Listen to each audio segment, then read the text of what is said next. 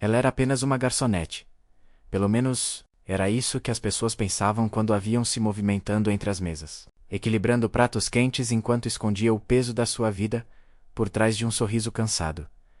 O nome dela era Lena Gray, uma mulher de 24 anos, que havia aprendido a desaparecer, à vista de todos. As pessoas a olhavam como quem olha através de um vidro, com clareza suficiente para ver o que desejavam além dela, mas sem nunca parar para enxergá-la de fato. Mas o mundo tem uma maneira curiosa de subestimar as pessoas erradas. Porque a pessoa que eles ignoram hoje pode ser aquela que detém o seu destino amanhã. Antes de começarmos esta história, sejam bem-vindos a Histórias Diárias em Dinheiro, enquanto estiver por aqui. Não se esqueça de clicar no botão de inscrição, deixe seu comentário e nos conte o que achou. D e onde você está assistindo. Seu apoio nos ajuda a trazer mais histórias como esta, que não apenas entretêm, mas também nos lembram das lições ocultas da vida. Agora vamos voltar a Lena, uma mulher que o mundo considerava comum menos, mas ela era tudo menos isso. Lena trabalhava em um restaurante caro, exclusivo e absolutamente extravagante chamado O Monarca Real, um lugar onde as paredes eram decoradas com molduras douradas, onde cadeiras de veludo vermelho pareciam pequenos tronos e onde os clientes não perguntavam o preço, esperavam que fosse alto o suficiente para se gabarem depois. Era um negócio construído sobre luxo, imagem e a ilusão de que dinheiro é sinônimo de importância. Mas Lena não se importava com lustres ou talheres de grife. Para ela, esse trabalho não era glamouroso. Era uma questão de sobrevivência. Ela morava em um pequeno apartamento-estúdio no leste de Londres, onde o zumbido da geladeira era mais alto que as conversas, onde a porta do banheiro rangia como se reclamasse cada vez que era aberta, e onde ela às vezes usava um casaco dentro de casa, porque o conserto do aquecedor custava mais do que o aluguel permitia.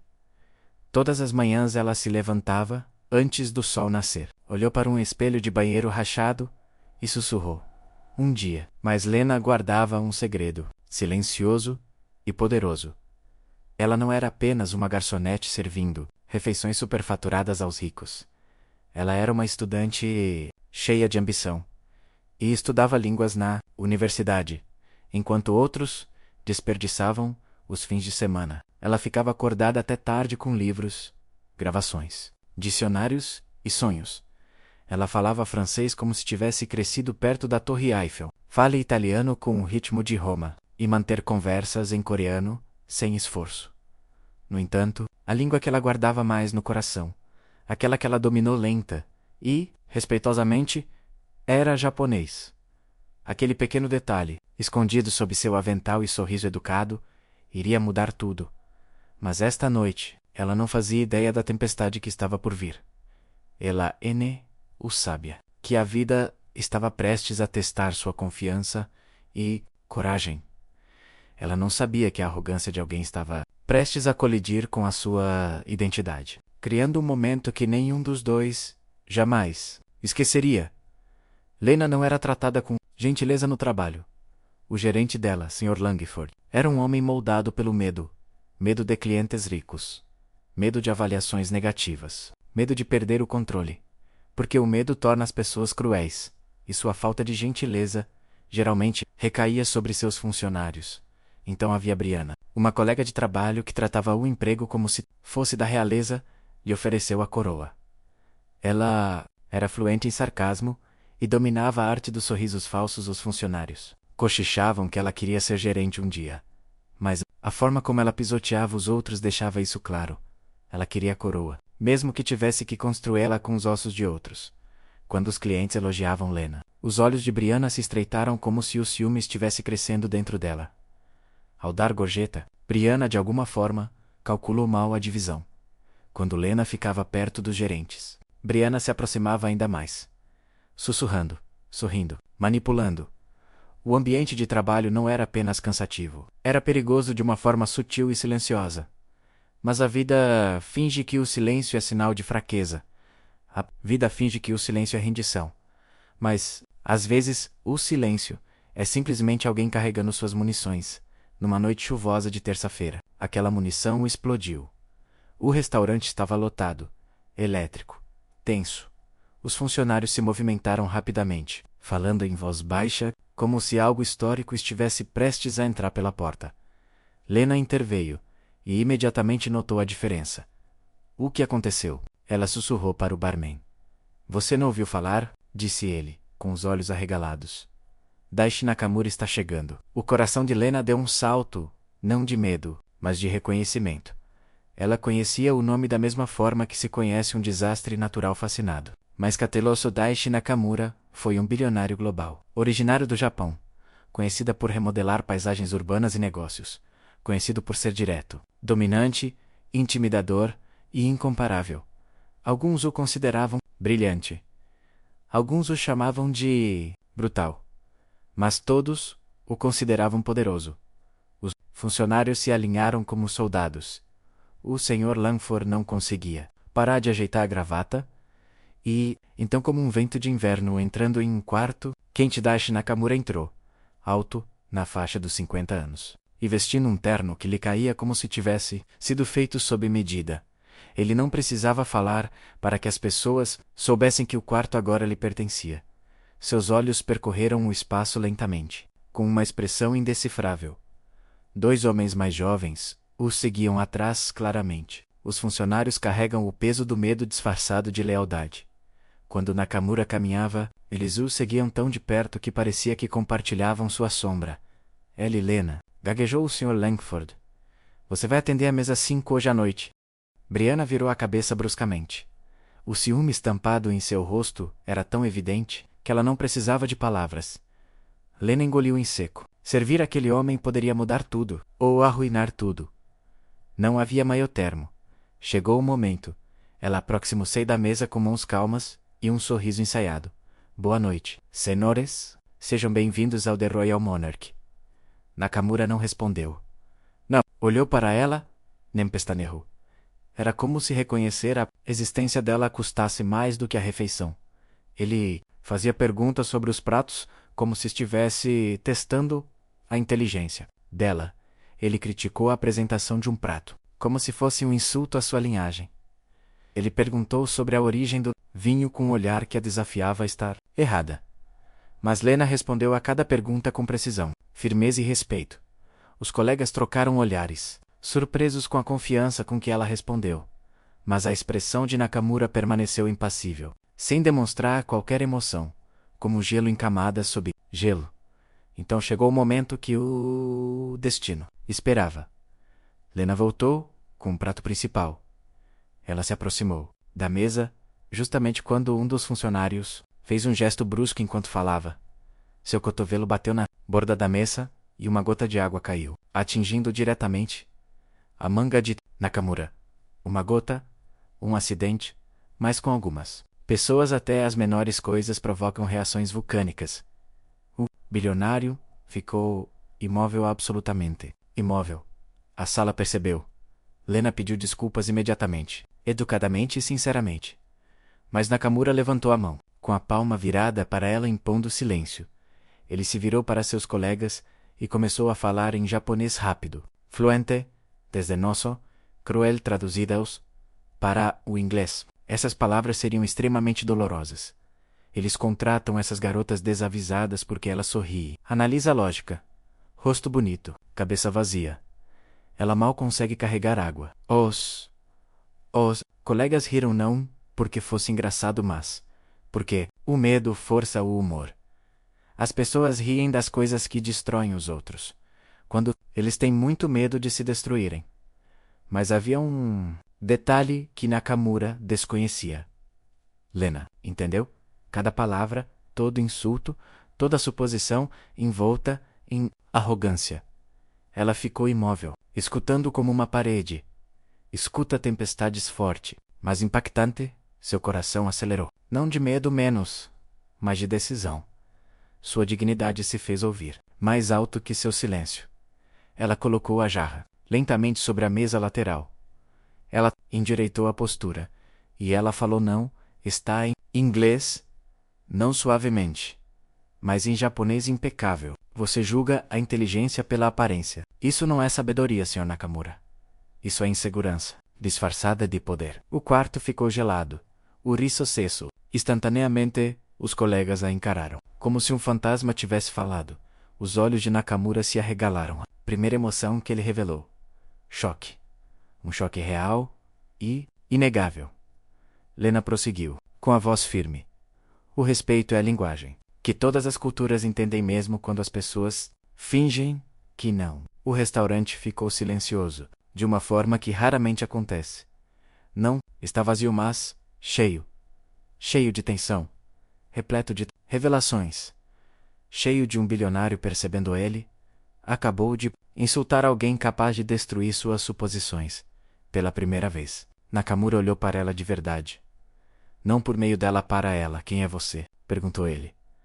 Agora falando japonês mais devagar. Meu nome é Lena Gray. Ela respondeu. E eu serei seu garçom esta noite. Mas a verdade pesava mais. Ela não era inferior a ninguém. Nakamura recostou-se, estudando-a como se fosse um quebra-cabeça, inacabado. Ele dispensou os associados com um pequeno aceno de mão, e eles se encolheram em suas cadeiras. Sente-se, disse ele. Não posso, respondeu ela educadamente. Estou trabalhando. Eu insisto, disse ele, desta vez num tom incomum vindo dele. Lena sentou-se lentamente, sem saber ao certo se aquilo era um castigo ou uma oportunidade. Os colegas olharam com os olhos arregalados, confusos com a mudança repentina na dinâmica do evento. Um homem poderoso humilhado, mesmo que momentaneamente, é uma visão rara. Nakamura estudou como quem estuda um artefato valioso, que não esperava encontrar.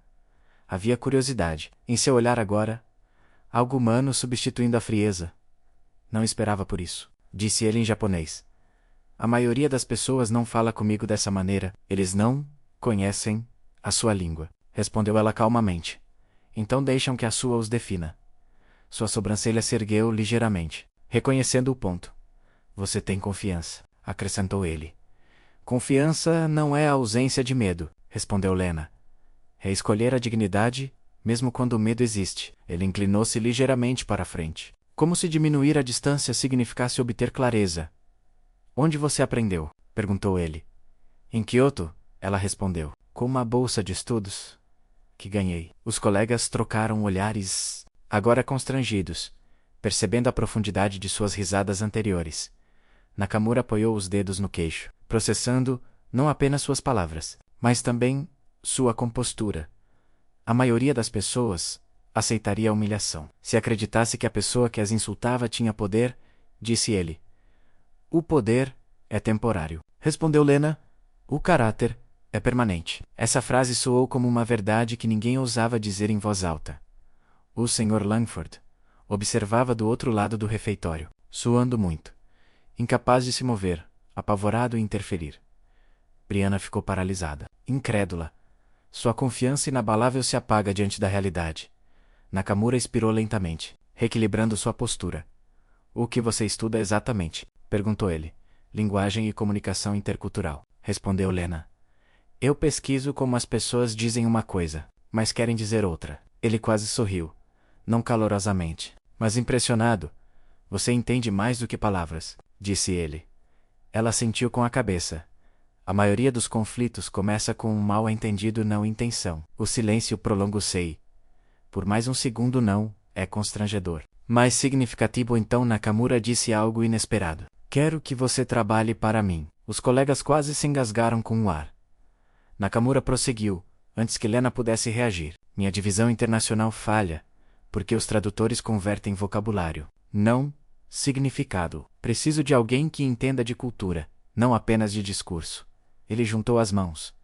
Você é essa pessoa. Lena piscou lentamente, absorvendo o momento. A bilionária que ela corrigiu o bilionário que a insultou estava oferecendo um emprego a ela. O que você esperava de mim? Perguntou ela. Ele percebeu que ela não estava sobrecarregada. Ela estava avaliando.